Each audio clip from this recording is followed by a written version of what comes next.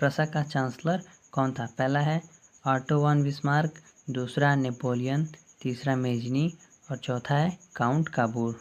तो इसका सही ऑप्शन है पहला यानी क, ऑटो वन बिस्मार्क।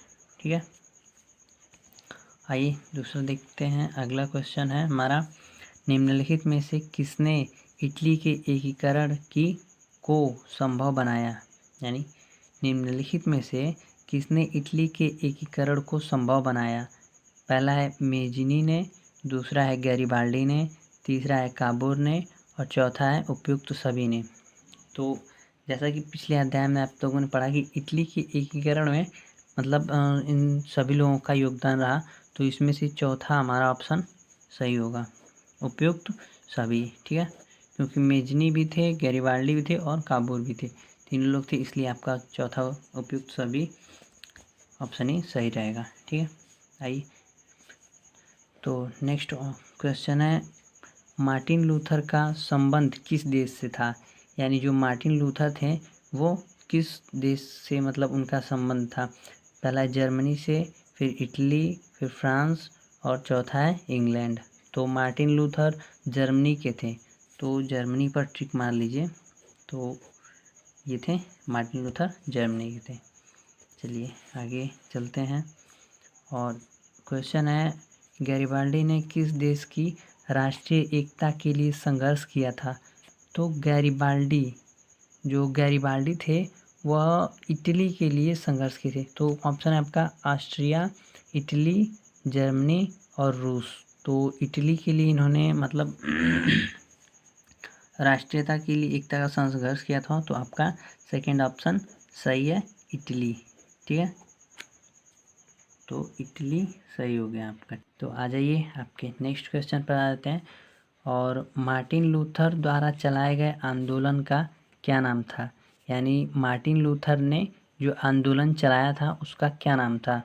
तो उसका नाम आइए देखते हैं।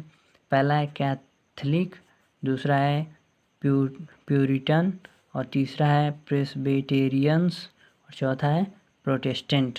तो इसमें से आपका प्रोटेस्टेंट वाला सही यानी फोर्थ ऑप्शन आपका सही है। जो मार्टिन लूथर थे उन्होंने जो आंदोलन चलाया था उसका नाम प्रोटेस्टेंट था, इसलिए आपका फोर्थ ऑप्शन सही हो जाएगा। ठीक, तो अगला प्रश्न है, महान दार्शनिक वाल्टेयर ने किस देश की क्रांति को प्रभावित किया था? यानी जो महान दार्शनिक वाल्टेयर थे उन्होंने किस देश की क्रांति को प्रभावित किया था? ऑप्शन है आपका अमेरिका, इंग्लैंड, रूस, फ्रांस। तो जो महान दार्शनिक वाल्टेयर हैं इन्होंने फ्रांस की क्रांति को प्रभावित किया था, तो इसमें भी आपका फोर्थ ऑप्शन सही हो जाएगा, फ्रांस। ठीक है, आपका फोर्थ ऑप्शन सही हो जाएगा, फ्रांस। चलिए अब अगला प्रश्न है, यंग इटली सोसाइटी का संस्थापक कौन था? तो जो यंग इटली सोसाइटी थी उसका संस्थापक कौन था? तो देखिए ऑप्शन है आपका गैरिबाल्डी, बिस्मार्क, काबूर और मेजिनी। तो यंग इटली सोसाइटी के संस्थापक मेजिनी थे, तो ये वाला भी आपका फोर्थ ऑप्शन सही हो जाएगा। तो फोर्थ ऑप्शन है मेजिनी। ठीक है, ये आपका राइट आंसर है। और अगला क्वेश्चन है कि नेपोलियन का संबंध किस देश से था? ठीक, नेपोलियन का संबंध किस देश से था? तो ऑप्शन है जर्मनी, इटली, फ्रांस और इंग्लैंड। ठीक, तो इसमें से आपका ऑप्शन ग सही है, क्योंकि वो फ्रांस से संबंध रखते थे। नेपोलियन का संबंध फ्रांस देश से था, तो ऑप्शन थर्ड वाला यानी ग आपका सही है, फ्रांस। ठीक है, अब नेक्स्ट क्वेश्चन है, फ्रांस में गणतंत्र की घोषणा किस वर्ष हुई? यानी जो फ्रांस देश है उसमें गणतंत्र की घोषणा किस वर्ष हुई? 1815 में, 1815 में, 1830 ईस्वी में या 1848 ईस्वी में या 1871 ईस्वी में? तो फ्रांस में गणतंत्र की घोषणा 1848 ईस्वी में हुई।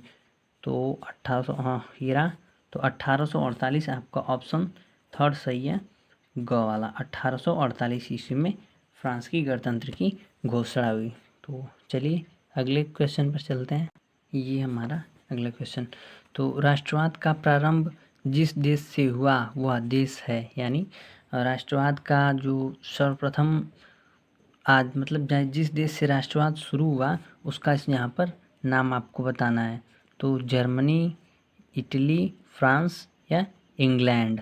तो राष्ट्रवाद सर्वप्रथम फ्रांस से शुरू हुआ था, तो इसमें भी आपका थर्ड ऑप्शन सही है, फ्रांस, यानी ग का ऑप्शन आपका सही है, फ्रांस वाला।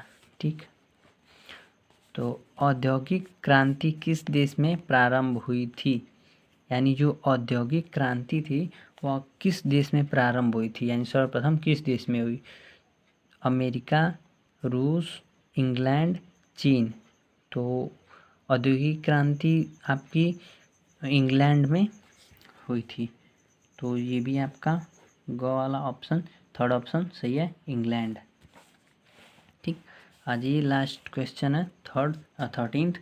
फ्रांस की क्रांति हुई, यानी फ्रांस की क्रांति कब हुई? तो फ्रांस की क्रांति देखिए ऑप्शन है 1788 ईस्वी में, 1789 ईस्वी में या 1790 ईस्वी में, 1787 ईस्वी में। तो फ्रांस की क्रांति 1789 ईस्वी में हुई थी।